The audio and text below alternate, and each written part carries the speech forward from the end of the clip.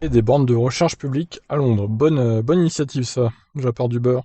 Pour aider ses chauffeurs à passer à l'électrique, le géant du VTC va financer l'installation de bornes de recharge publiques dans les quartiers défavorisés de Londres.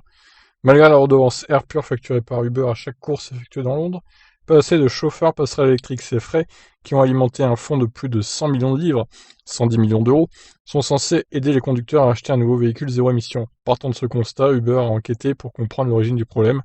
La plus célèbre des sociétés de VTC a ainsi déterminé que ses chauffeurs, vivant la plupart du temps dans les quartiers populaires de la capitale, n'avaient pas accès aux bornes de recharge, un frein majeur à l'adoption de véhicules à batterie.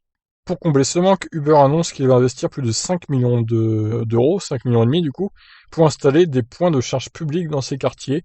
S'il n'a pas dévoilé le volume, cette somme conséquente correspond à environ 550 bornes courant alternatifs qui disposeraient de deux points de recharge 22 kW en gros.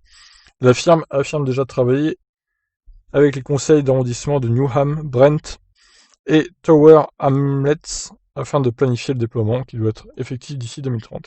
2023, pardon. 2030, ça fera un peu loin quand même. Donc voilà, Uber qui va favoriser le passage de sa flotte à l'électrique. Bon bah c'est cool, en tout cas, même si c'est pas des bornes rapides, au final, si les gens les laissent brancher plusieurs heures quand ils sont chez eux, par exemple les chauffeurs, je pense que ça sera l'idée, les laisser charger les voitures donc quand ils seront rentrés chez eux, quand ils auront fini leur service, pour repartir le lendemain avec une batterie pleine.